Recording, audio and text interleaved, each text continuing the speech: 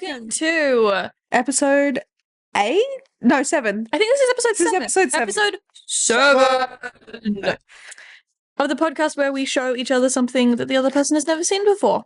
And the other one loves. So I, this week, am showing Miss Cheese over here, the Becca. Hello. I'm showing her 2001: A Space Odyssey. We're recording in a new location because she's still moving. Mm-hmm. We'd rather not be here, but that's okay. That sounds so mean. No, I seen filming here. I'd rather not be filming. You know, it's not the best. So for those watching, for the viewers at home, this is the chair, and that's what we've attached the mic to. That's what we're working with today. Yeah. And I have new glasses as well. They're great. Yeah. This have full-time glasses now. Yeah, you're going to tell me to cut this when I'm editing it because it's wearing them fine. to work now. Okay. I'm wearing it for and for the listeners at home that aren't viewing, I'm wearing the like cheap 3D glasses. Yeah, it's a visual joke. Yeah. So this week we're going to be watching 2001: A Space Odyssey, and it's probably best to take the glasses off for that because it's not in 3D. So I'm woefully underprepared for this. This is a movie that you could really analyze. There's a lot of, film techniques.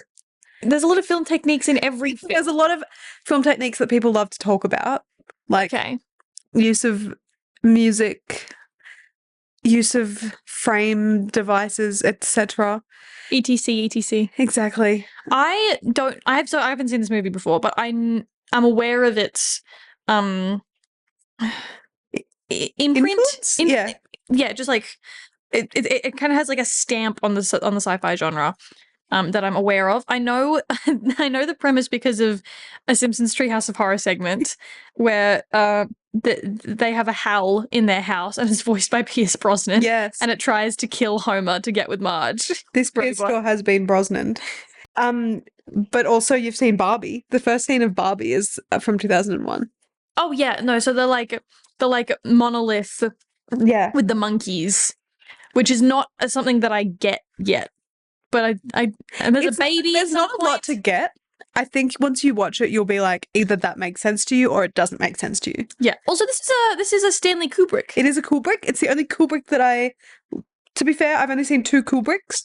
I've seen this and I've seen The Shining, and I didn't like The Shining. I've seen it twice and I didn't like it either time.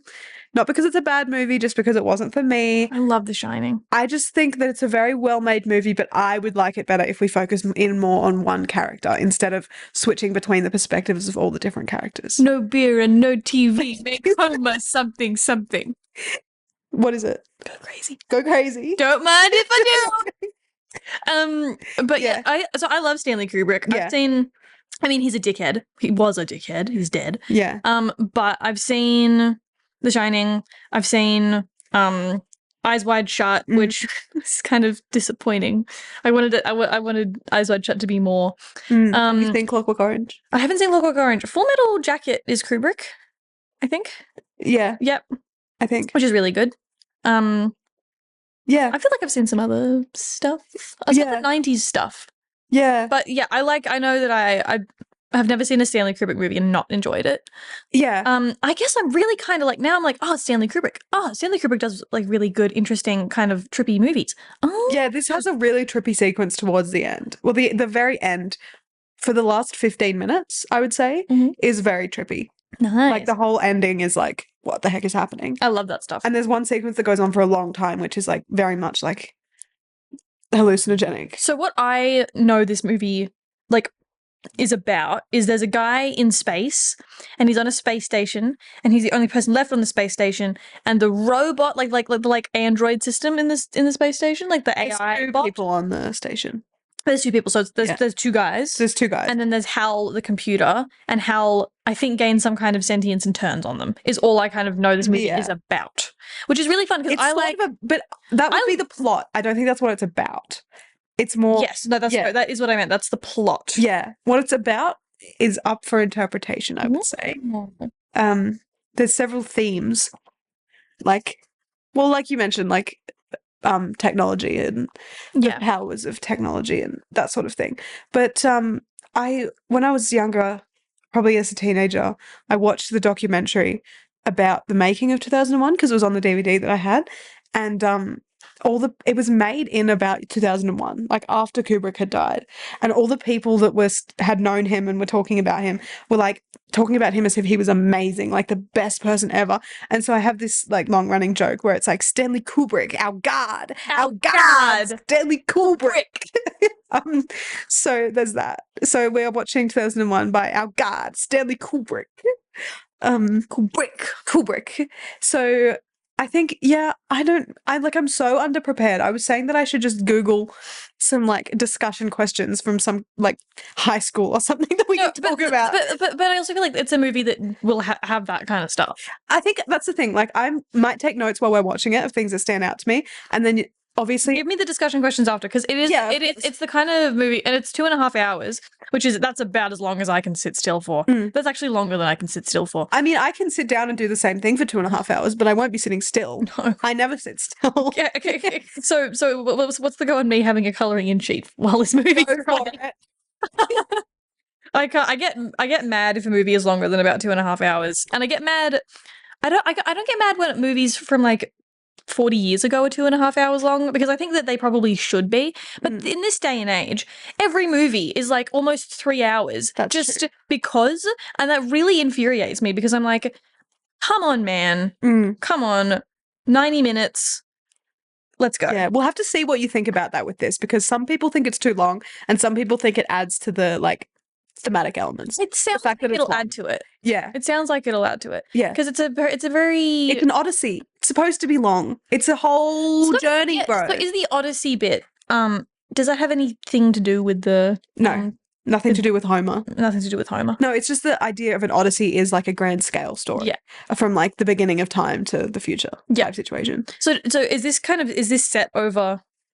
Yes and no. So it starts in prehistoric times. With the monolith. Yeah, and then it jumps forward to a mission to Jupiter, and then it jumps forward to a few years after that mission. So is that where we meet Hal? 100 years or less? I cannot remember. Where is Hal? So Hal is in the last bit, which is the majority of the film. Okay. Oh, maybe it's... No, the majority of it is the mission to Jupiter.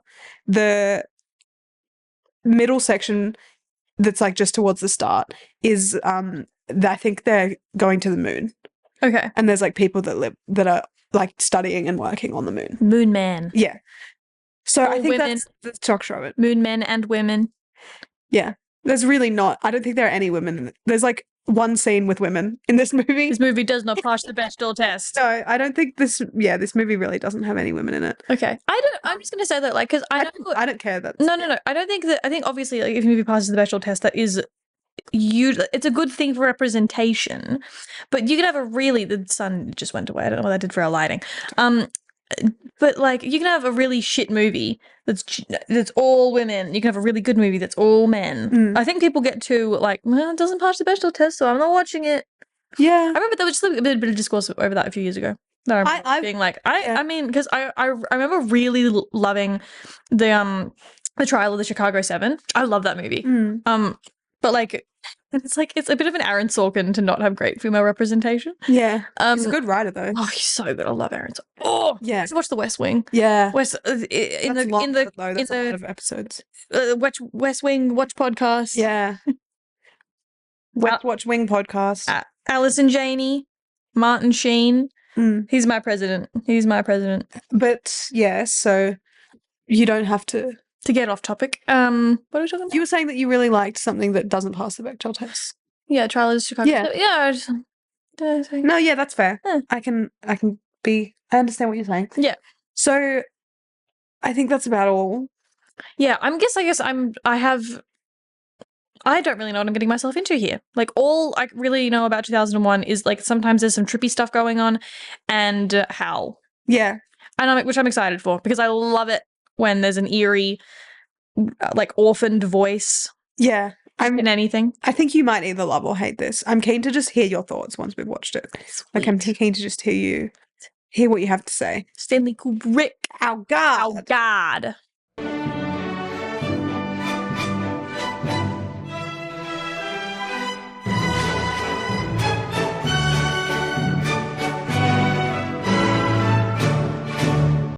Welcome back. We have now watched 2001: A Space Odyssey. Hell yeah, we have. Becca, let's hear it. It's what the fuck was that movie, dude? I can't believe that I've gone my whole life without watching it because it was great. It was a great movie. It was so good. But at the same time, what? What? I'm really, you're much better at like rattling some thoughts off after these things. But this movie is really confusing. And I think that's kind of the point, right? Well, I think the ambiguity is the point. Yes, there's ambiguity. Yeah. I loved the Howl stuff. I loved the Howl stuff. I thought that was great. I thought it was so creepy and so well done. Something I kept thinking about with this movie was that it accomplishes so much with so little dialogue. Like, it's a 2.5-hour movie, and for the majority of the runtime, no one is talking. No one's speaking. It's not necessary. And yet you totally get you get what's going on as far as you need to. And then the trippy and ambiguous stuff happens, and you're not really meant to have an answer for that. But it's fine. But it's so, like, just a masterclass in show don't tell, right? Yeah, I think so. And like, so like eerie. Yeah. And yeah, a lot of metaphor going on. Every time Hal did something, Becca would be like, he's evil, he's doing it deliberately. And I'd be like, was he? Is he? Well, because I like the idea of the computer gaining some sentience, but I also kind of like the idea of like, well, maybe Hal wasn't making mistakes. Maybe Hal realized that this mission was not going to was going to end badly, which I guess it doesn't end badly, but it ends weirdly. Yeah. And I almost think that maybe he was stepping in and that was what he should have been doing. Well, Hal says that the mission is too important to let the humans jeopardize it because they're trying to disable Hal after he potentially made one mistake. Yeah, but it's still ambiguous whether Hal made a mistake or whether Hal was deliberately doing this all along. Yeah. Because of the fact that the humans didn't, like, trust him, or because the humans programmed him a certain way. It's this very ambiguous as to what kind of sentience Hal has and whether the computer functions are, like, deliberate on his part. Did you see that rat? Was that Basil? No. What? There's outside. It's a rat that sometimes runs along that fence. I think I just saw it. But I also don't have my real glasses on, so I don't know. We'll cut that from the thing. But that's the thing. I didn't really write many notes, but I did write down that Dave, one of the main characters, says something along the lines of, he acts like he has real emotions, of course he's been programmed that way. As to whether he can really feel things, I don't think that's a question anyone can answer. Yeah. That's something that Dave says, which is interesting. And then Hal is also the first one to bring up the odd nature of their mission. So Hal sort of had either been programmed too well and started to put things together, or is just like, like, it's not the humans that bring up that the mission is strange. Yeah. It's Hal that starts the whole thing, which I find interesting. And it's a strange mission, oh boy. Yeah. The sequence at the end is awesome. Yeah. It's awesome. But, like, I kept going, what? Look at that. What? It was crazy. And yeah, I think it's not something that you're meant to get. It's not something you're meant to take at face value. It's really weird, and that's the point. But even from the start of the movie, we know that these obelisks are like developing human evolution, basically, because they see the obelisk and then they develop tools, the apes. But is it real? Is the obelisk real, or is it standing in for something? And is it like... Also, isn't it? Is it of alien origin also? It sounds like it is. Yeah, because I have the book. Okay, so the book of 2001 was written at the same. It's by Arthur C. Clarke, because he was one of the producers on this as well. He wrote some of the script. The book and the movie were made at the same time. It's not a movie based on a book. Yeah, it's a book and a movie that kind of are in conjunction with each other. Yeah, and in the book they do a lot more of explaining of the way that the like the obelisk is like, it has a lot more examples of it being there throughout human evolution. Okay. And there's also more ambiguity at the end of this sort of idea that it's a circular thing. Because you know how Dave becomes basically a fetus? Yeah. He pulls a Benjamin Button. Yeah. Kind of. But because he sees himself rapidly aging, like he views himself aging, and then he becomes this like space fetus. But in the book, I think there's a lot more of an idea of the fact that it's like, could be circular, and that these aliens are like, we develop the technology to be able to then develop the obelisk and that type of thing. Oh, that it's us. But I don't think that's true. I don't think that's... I thought that the obelisk... I don't think that's what it is, but I think it could be read that way. Sorry, is it an obelisk or a monolith? Oh, well, I don't know. I'm just saying obelisk, but okay, I think obelisks are like the Washington Monument, right? Yeah, I'm just saying that have a word. point. Go with monolith. Monolith is probably the word. I don't know, but monolith is probably correct. I was kind of interpreting it more, and I guess there might be a right answer to this, or there might not be. That it was a little bit more of like a concept, like that it was about, like, because every time it comes up, there is technological advancement, but at a cost to the society that it rocks up in. Like with the apes, like, yeah, it means that they develop tools, and then it's kind of like survival of the fittest because the ones that have the tools beat the shit out of the ones that don't. But it's also kind of like it creates that infighting. And then when they're on the mission to Jupiter, it's the same thing with Hal and Dave, right? Like it's like advancement, but with a cost, almost. That's, yeah. And it's like, well, how far will humanity push that? But I think it's a very open to interpretation kind of thing. I think so. It could mean a lot. You could also interpret it that this isn't on the same wavelength, but on the fact that Hal was just being influenced by the monolith. Like, that Hal was only going crazy because he was being influenced by. Yeah, but I don't know. To me, it's kind of like it's less of a You don't feel like the need to answer that question. Well, I don't think that the monolith is like I get in the movie that it's a physical, real thing, but I think that it's not meant to. I think it feels like a stand-in for something more metaphorical. That makes perfect sense. Yeah, I know what you mean. Yeah, and yes, Hal sort of begs for his life a little bit in there. Yeah, which is interesting, and also just like so eerie. Yeah. So creepy. I love how we looked up the voice actor. Also, I think that there's no one famous in this movie. No one who was famous beforehand. I don't think so. All famous. I didn't recognize anybody. Well, yeah, but they're known for this, I guess, is what I Well, yeah.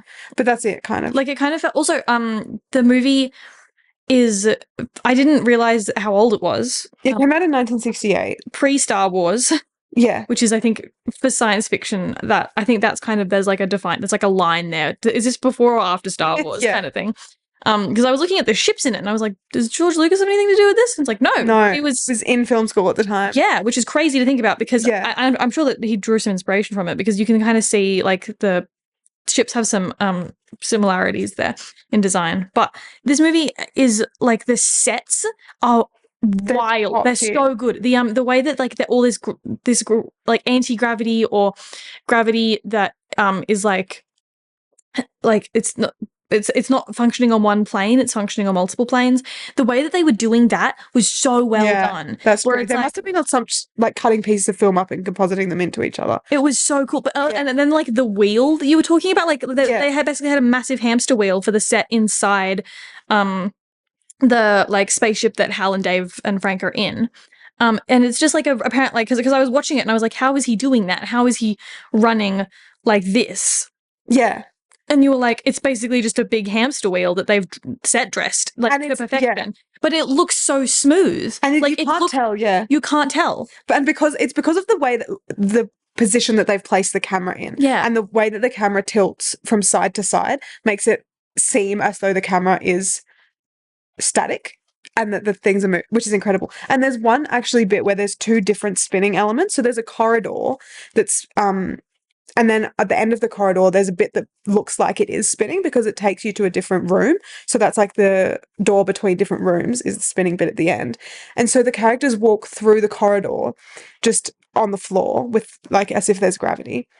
And then once they get into the spinning bit, it keeps physically spinning, but it looks like they are walking around it. So if that makes sense, like they walk through the non-spinning bit and then they start walking in the spinning bit and they go upside down. But what that means they would have had to do is have the corridor not spinning and then seamlessly, once the men get into the spinning bit, start spinning the corridor and stop spinning the spinning bit. So it looks like they move around it, even though obviously they don't because gravity is real. The effects in this movie... I don't know if that makes sense. No. I think that you explained it really well. Yeah. Like, just the effects in this movie are, like, phenomenal. Yeah. Something that is, like, that old. Like, really, really well done. I was just, like, watching it, I was, like, spellbound. I was, like, so good. Yeah. And there were a couple of things where you're saying you didn't like the shaky camera. Yes, I think that there was some questions. Like, the thing is, the camera work a lot of the time is really good because And like Kubrick is kind of known for that, like does a lot of cool stuff with cameras. Sometimes it was just a little bit shaky. Yeah. Just a bit of movement, or like, and there was some jarring cuts at points. Yeah. So I had some things about the editing. I think the shaky camera, I reckon my theory on this is that they just decided to lean into it and to use it as part of the vibe, but only because they had to. Yeah. Because there were some set pieces where I was thinking like, yeah, you actually can't fit a tripod in that. Like, it's climbing up a ladder, like the floor, you've created a whole set piece. You're going to have to just go with the shaky camera being part of his like agitation emotionally. Yeah. Because your camera would be slightly shaky anyway. Yeah. So you just go with it. Yeah. Which I think I get it works because obviously it shows his emotional agitation, but it's like it was just kind of jarring to go from, because like Stanley Kubrick loves his steady cams, loves them. The Shining. Oh, yeah. Part of the reason I love The Shining sometimes, I just love the cinematography. It tickles my brain so good. It's just kind of jarring to go from like really smooth shots where they've clearly done a lot of work into making sure that it looks seamless to then go into something like that. That makes sense. But very small qualm, and I agree with what you're saying about like, oh well, you got to work with what you got, and it kind of adds to the atmosphere. It does add to it. But there was, at the start with that iconic shot of where the ape throws the bone into the air, and then there's a match cut where the shape of the bone becomes the shape of the spaceship, and that's iconic, right? But it's actually kind of not that great. It's not. It wasn't too particularly obvious. I thought it was a bit jarring. Yeah. I get what he was going for. I think if the camera wasn't moving, it would be better. But you can't have a steady cam on a shot that is a close-up shot of a thing getting thrown. It's also, and it's also, it goes from like a really bright blue sky to like deep space. And I thought it was just kind of like, I was like, just not quite close enough. Also, it's the fact that the bone is like here, like vertical or something, and then it cuts to the ship, which is like this. Yeah, I thought it was much more of a match. I think that shot would have just been a lot better if they had actually matched it up. I don't know. Yeah, because if the bone is spinning and then it's kind of it's the motion of it. It just could have been, but it's iconic. It was still good. I still got, and you got the idea that it's like, these are the tools that humanity started out with, and now we've progressed many years in the future, and now we have space travel. Also, in the bit, it's interesting actually in the start how everything is very, just very commercial. Like there's all this space travel to the moon, and his like space shuttle to the moon, but it's basically just a commuter hotel. Yeah. Like it's got all this. It's like in the lobby of a hotel meeting up with some old friends, and it's all very sanitized. Like it's super not astronaut stuff. It's just I'm a businessman going to my business meetings on the moon, which is kind of fun. Yeah, which is interesting, but it's like cool that I like the idea that it's just we live in a capitalist society, right? Like that even they were like, yeah, that's basically how space travel is going to go, because even in the fact that we're seeing some evidence of. Yeah, because this movie was like made during the space race when everything was so exciting. And again, also the fact that this movie was made before we actually went to the moon. Yeah, I mean, very similar era when it came out to when we. But like, just the idea that there was still a little bit of cynicism of just like, yeah, this is just going to become like another commercial enterprise, right? Like, but yeah, but in that scene where he's in the space shuttle to the moon, where it's a little bit of just a commercial hotel, there's a really bad cut in there because it goes from like I guess kind of a wide shot to a medium wide. Yeah, and there's like four people in the same shot. Exactly, it cuts closer on the very similar angle. It's too close. It's not 30 degrees. That's the kind of the rule. It looked like they had just cropped in on the shot. But it was like a slightly different angle. It was a slightly different angle. Far enough away for it to be deliberate. It was like, what happened there? Did you forget that you had the wide shot, and then we're like, okay, let's just use them both? But he's our god. So Stanley Kubrick. I think I'm kind of like, I think he probably did some of this on purpose. I'm sure. Yeah, I personally see the reason to cut in. In that specific scene in the same angle almost. But yeah, Stanley Kubrick is our god, and we can't question any decision he makes ever. Our god, Stanley Kubrick. So what? There was some Kubrick stare in this movie, when Dave was like in space in his pod, looking at the camera. Yeah, a little bit, not too much. It didn't give the same effect. It wasn't intended to give the same effect as the Kubrick stare usually is. Yeah, it's meant to be pretty like spooky. Yeah, it's malicious. Yeah, this wasn't that, but he still kind of did it. I thought this was. Yeah, it's really strange to me that I've gone so long without seeing it. And the especially because of your taste in things. Yeah. I'm on my phone so I can do the Rotten Tomatoes game. Yes. Sorry, keep talking. We've just lost a bunch of the balloons. No. Yeah, just because this is very up my alley, but I think that if I had seen this as like a teenager, that I probably would have been just like less shocked by the ending and stuff. Like, it's weird to have known about this movie for so long, but not known how nuts it is, and then watch it and be like, oh yeah, that's nuts. I don't know if I'm making any sense right now, but this movie didn't, so that's fine. So playing the Rotten Tomatoes game. Yeah. Oh, this has got to be. You got to guess. This is a 96 on Rotten Tomatoes. Okay. 96. Let me find it for us. 96? 96, that's my bet. So I don't know what it is. I haven't looked. So I'm going to go with 88. Oh, what did you say? I said 96. I was closer. 90. Oh, I win 90% on Rotten Tomatoes. Okay. Yeah. I think that makes sense. Yeah, I think that's 90% of critics like it. And like people do say that it's too slow. Actually, that's a question for you.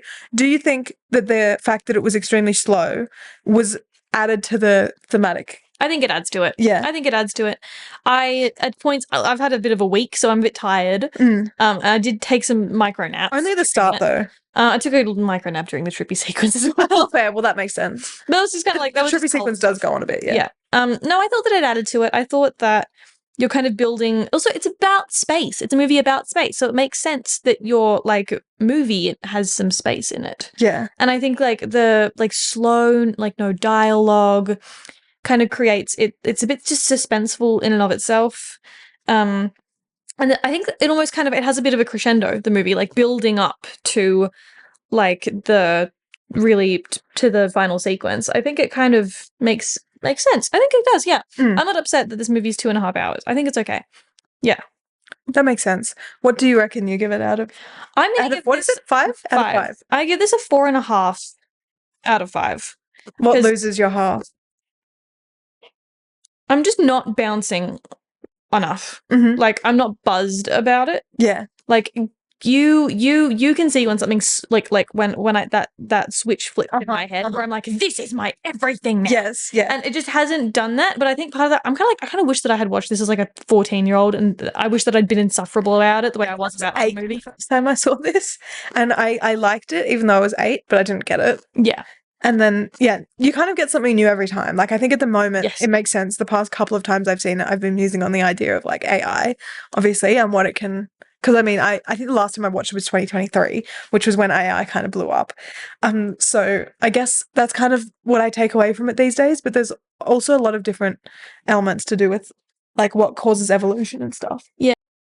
Hi there, this is Editing Becca. And this is Editing Siobhan. You know it's not an episode of Thoughts on Air with cheese and jam without something going wrong. This time round, we actually got interrupted, but here we go. So I gave 2001 A Space Odyssey 4.5 stars. I believe that Siobhan the Jam agreed with me on that. And it was a great movie. It was a great time. I had a blast. You should go watch it. It's really funny that I'm recording this little add-on now because I've lost my voice because I've had a cough. So leave a comment if you prefer my husky voice, and I'll take up smoking for the podcast. Thank you, sexy voice, Becca.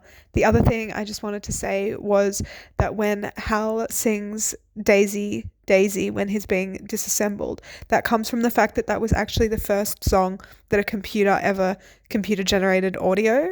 So that was in the 60s. And Arthur C. Clarke had actually gone to Bell Labs where they did this, and about a year after it was done, and heard the computer singing this song, this Daisy Daisy song, and that's why it was put in there. So I thought that was really cool. And yeah, I gave it 4.5 as well. Bye. And we'll see you soon. Have a great week. Bye.